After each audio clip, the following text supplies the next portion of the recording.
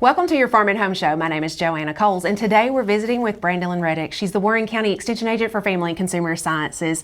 Now, Brandalyn, you have brought a great recipe for us today.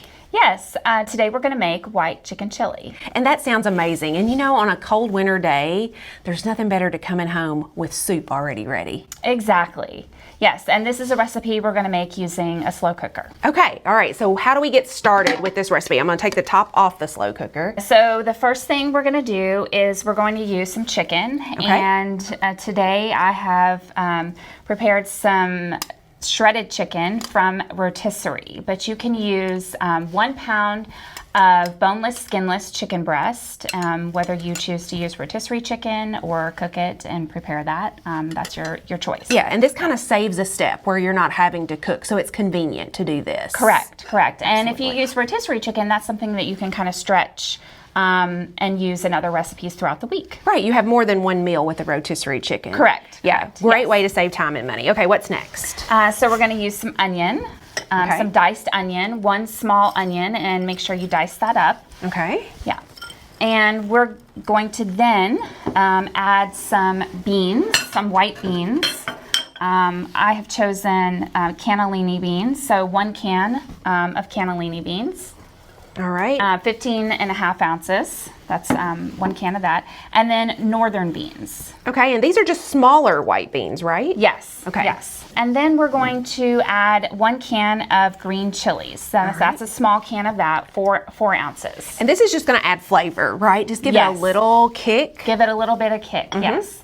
And then we're going to add 1 cup of corn. Okay, and can you use fresh, frozen? Does it matter? It doesn't matter. But Okay. that is frozen corn. Okay. And when we use frozen vegetables, sometimes that can save on our recipe as well. Okay. When we use frozen ingredients. So this recipe altogether costs $8.94. So that's relatively inexpensive. Now, how many servings? Does it feed quite a bit of people? This recipe will feed 6 people. Okay. And 1.5 cups per serving. Okay. Yes. Awesome. So it'll feed a lot of people. Yes. For little money. Yes, exactly. Like I said, total $8.94 or $1.49 per serving. Awesome. Yes. So next we're going to add garlic powder, 1 teaspoon.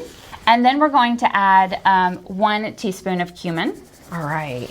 And that's kind of some of the traditional like chili seasonings. Yes, correct. And then we're going to add 1 tablespoon of chili powder. Okay. We're getting that chili flavor on in there. And then 1 teaspoon of salt. Okay.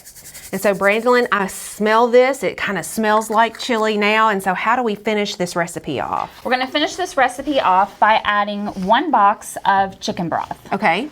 And so is there a certain type of chicken broth that we need to use? Preferably, you should use low sodium chicken broth. Okay. 1 box. And we'll go ahead and pour that in. Now, if you don't have chicken broth, can you use water? Will it just not be as flavorful? Well, the chicken broth is going to add more flavor, but you can use water. Okay.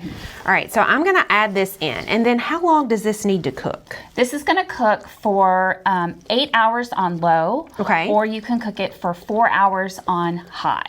And that's the great thing about using slow cookers is you can, add all those ingredients in the morning, let it cook on low all day, and then it's ready to eat when you get home. Absolutely. And now I'm thinking when we put this in a bowl that we're going to add cheese, avocado, jalapenos even maybe. There's all kinds of things that you can really customize this that will add to the cost somewhat, but whatever your family enjoys. Yes, or even make some homemade bread to go with it. That would be a wonderful side to do too. Absolutely. Yes. Now we were talking before we got on air about how if you wanted your chili thicker, how do we do that? Yes, so after you've let it cook for the 8 hours or the 4 hours, depending on whether you want to cook it on low or high, you can thicken this up by adding just a little bit of milk and some cornstarch to create that thickness to it. Okay. And so when do we add that? You would do that towards the end, and then you would let it cook for an additional 20 minutes on high. All right, Brandalyn. Now this recipe is featured in the nutrition calendar.